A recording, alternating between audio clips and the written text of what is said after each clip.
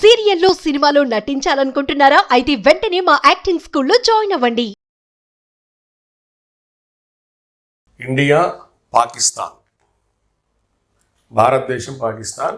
ఈ పాకిస్తాన్కి సంబంధించి మనం ఈరోజు ఈ వీడియోలో చదవబోతున్న టాపిక్ సియాచిన్ వివాదం.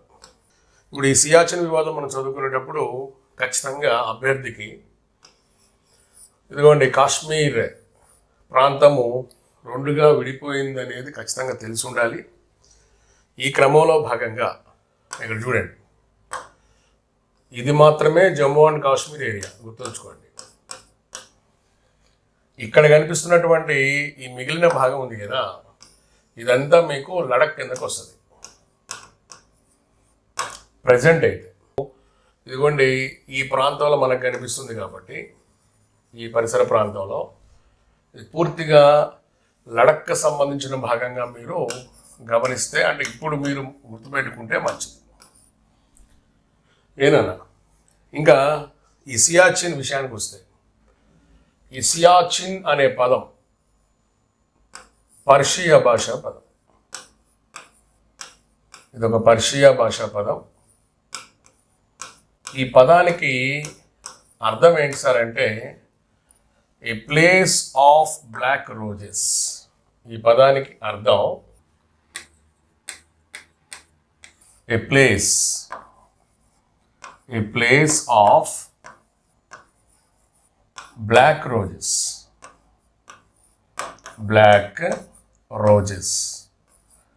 నల్ల గులాబీల ప్రాంతము అని పిలుస్తాం దీన్ని.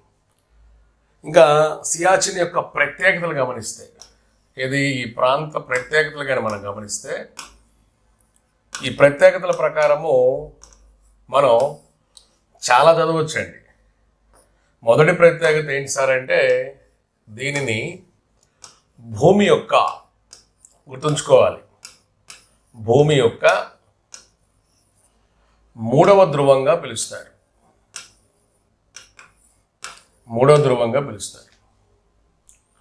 రెండవది, ప్రపంచంలో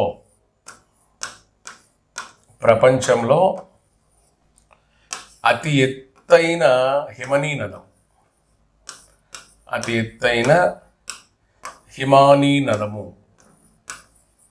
ఇది కూడా అభ్యర్థులు గమనించాలి. ఈ ప్రపంచంలో అతి ఎత్తైన అనే పదాన్ని మనం ఇంకో రకంగా కూడా మనం వాడుకోవచ్చు. ఎలా వాడచ్చు? యుద్ధక్షేత్రం అని కూడా వాడచ్చు. ప్రపంచంలో అతి ఎత్తైన, ఒకసారి కేంద్రం అని రాశాన, క్షేత్రం, యుద్ధ క్షేత్రము, హిమనీ నదం అనొచ్చు. అట్ ది సేమ్ టైం మనం ఏమనొచ్చు? యుద్ధక్షేత్రం అని కూడా అనొచ్చు. గుర్తుంచుకోవాలి, భూమి యొక్క మూడవ ధ్రువం, cold pole of the earth. కొంతమంది మూడవ ధ్రువం అంటూ భూమి యొక్క శీతల ధ్రువం అని పిలుస్తారు. శీతల ధ్రువం. పొడవైన, అంటే మన ఇండియాని మనం తీసుకున్నప్పుడు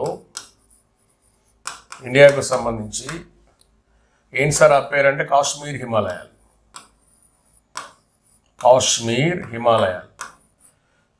పొడవైన హిమనీ నదంగా దీన్ని గుర్తింపు ఉంది. ఒకవేళ ఈ పదం మీకు కొత్తగా అనిపిస్తుంటే, హిమనీ నదం అనే పదం ఇంగ్లీష్ పదం, ఇది గుర్తుపెట్టుకోండి, గ్లేసియర్ అనే పదం, ఏదైనా ఒకటే. దీని పొడవు సుమారు 75 కిలోమీటర్ల మనకు కనిపిస్తుంది. 75 కిలోమీటర్స్. ఏంటి ఈ వివాదం? మనకి ఇలా భారతదేశ ప్రాంతం ఇలా మనం తీసుకున్నప్పుడు, ఇది ఇండియా ప్రాంతం అనుకుంటున్నాం, దీన్ని మనం ఏమంటున్నాం? పాకిస్తాన్ ఏరియా అంటున్నాం. అయితే ఇక్కడ ఏమైంది, మనకి ఇండియా పాకిస్తాన్ మధ్య వివాదాలు వచ్చినప్పుడు ఇదిగోండి ఈ ప్రాంతం వద్ద మనం ఒక సరిహద్దు రేఖను గుర్తించాం.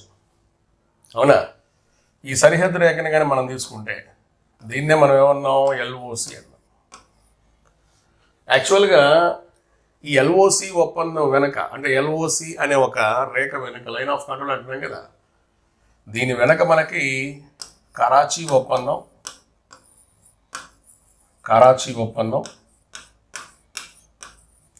అలానే మరొకటి సిమ్లా ఒప్పందం కనిపిస్తాయి. యాక్చువల్గా ఎల్ఓసిని ప్రారంభంలో పిలిచిన పేరేంటి? Cease fire line. వేరే క్లాస్ మీరు విని చూడండి, మీకు అర్థమవుతుంది. సీజ్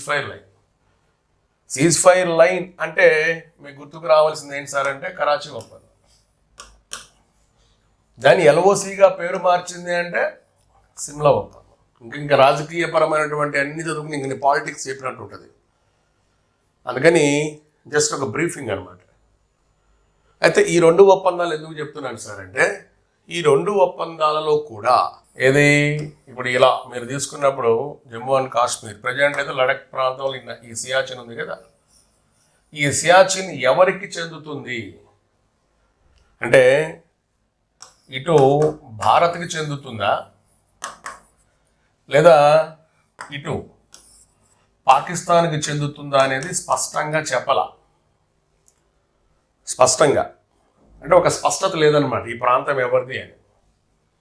అయితే మన భారతదేశం ఏం చేసింది, అదేంటి నా కాశ్మీర్ ప్రాంతం వైపే ఉంది కాబట్టి నేను దీన్ని నా ప్రాంతంగా మార్చుకుంటున్నాను అని మనోళ్ళు ఏం చేశారు, ప్రకటించేసేసి మన ఇండియాలో కలిపేసుకున్నారు. ఇది ఈ సియాచిన్ ప్రాంతాన్ని ఎప్పుడైతే భారతదేశంలో కలుపుకోవడం జరిగిందో ఈ కలుపుకున్నటువంటి ఈ భారత చర్యని పాకిస్తాన్ వ్యతిరేకించింది. యాక్చువల్గా భారత్ ఆషామాషి కలుపుకోలే. ఎలా కలుపుకుంది?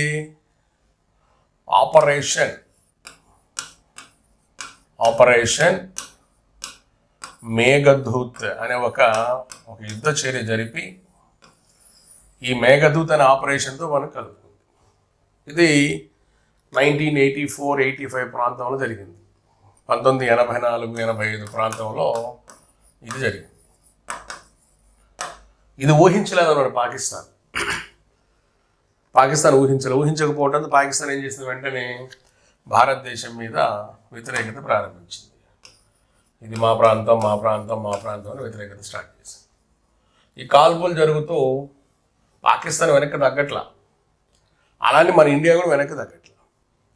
ఈ ఇద్దరి మధ్య ఈ గొడవలు జరుగుతూ మొత్తానికి 2003లో ఇద్దరు కలిసి కూర్చొని ఈ ప్రాంతం దగ్గర ఏం చేశారు సార్ అంటే ఒక ఒప్పందానికి వచ్చారు.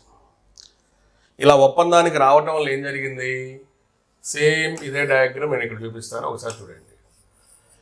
ఈ ప్రాంతం దగ్గర ఒప్పందానికి రావటం వల్ల ఇప్పుడు ఇది సియాచిన్ ప్రాంతం నువ్వు అనుకుంటే ఈ ఏరియా ఇక్కడ ఒక సరిహద్దు రేఖ గుర్తించబడింది. ఈ ప్రాంతంలో ఒక సరిహద్దు రేఖ గుర్తించారు. ఈ సరిహద్దు రేఖ పేరు ఏంటి సార్ అంటే ఏజీపీఎల్. ఏంటి ఈ ఏజీపీఎల్ అంటే actual ground position line. Actual ground position line గుర్తుపెట్టుకోవాలి.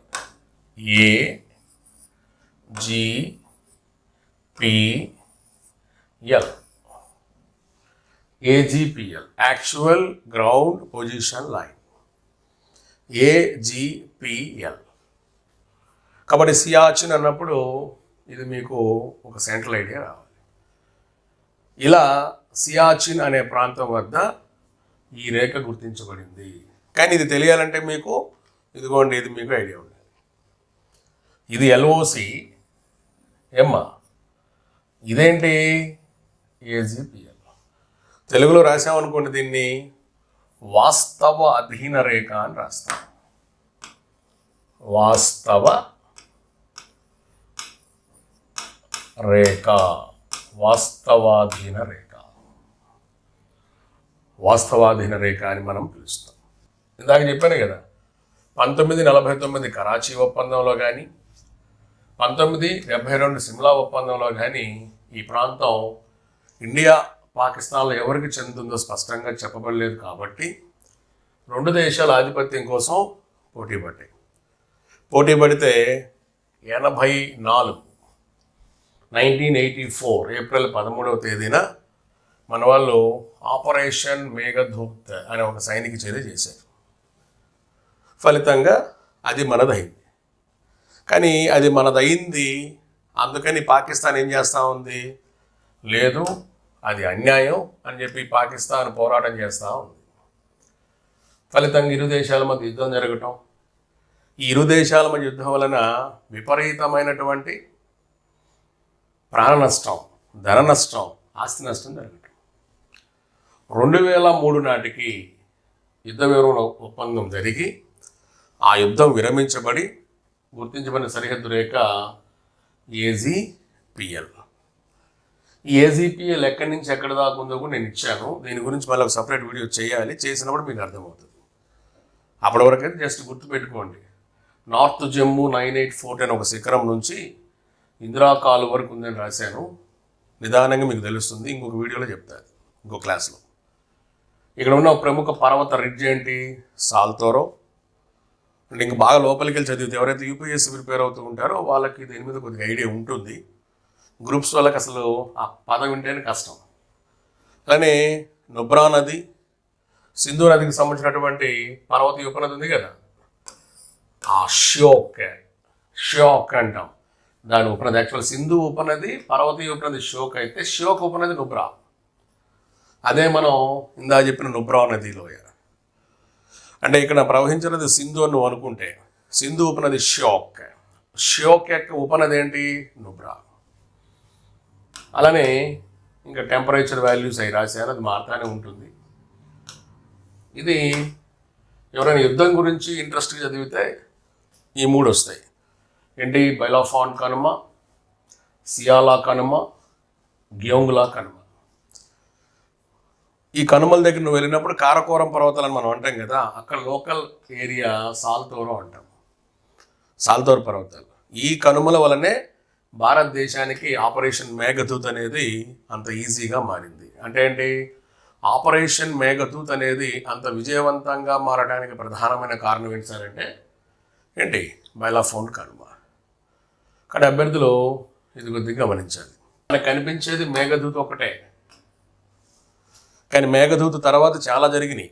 ఇండియా జరిపిన సైనిక చర్యలు ఏంటవి, Rajiv, operation Rajiv, operation వజ్రశక్తి, operation ఐబెక్స్, operation Trishul శక్తి, ఇన్ని జరిగాయి. కానీ ఫస్ట్ జరిగినటువంటి మేఘదూత్ అనేది మనకి very very very very important అనమాట.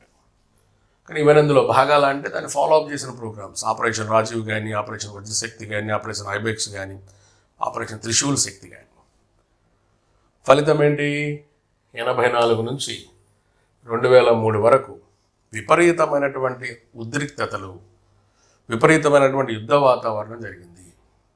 ఆ యుద్ధ వాతావరణం, ఆ యుద్ధాల ఫలితమే ఏంటన్నా 2003 AZPL గుర్తింపు. ఏమ్మా, కానీ సియాచిన్ అన్నప్పుడు మీరు ఇవన్నీ చదువుకోవాలి. ఏదో డైరెక్ట్గా ప్రపంచంలో ఎత్తైన యుద్ధక్షేత్రం అని చదివితే మేబీ చిన్న చిన్న ఉద్యోగాలకు ఏమైనా పనికొస్తుందేమో, కానీ మీరు నా క్లాస్ ఫాలో అప్ చేసుకున్న వ్యక్తులు ఇప్పుడు సపరేట్ చిన్న చిన్న టాపిక్స్ వైజ్ మీకు అందుబాటులో పెట్టున్నాను కూడా, అవునా? కాబట్టి ఎవరైనా UPSC క్యాండిడేట్స్ వీళ్ళు ఉన్నప్పుడు UPSC గ్రూప్ 1, గ్రూప్ 2 క్యాండిడేట్స్కి కొద్దిగా డెప్త్ కావాలి కాబట్టి ఇది పనికొస్తుంది, ఏనా? కానీ సియాచిన్ వివాదము అంటే ఇవన్నీ మీరు చదవాలి.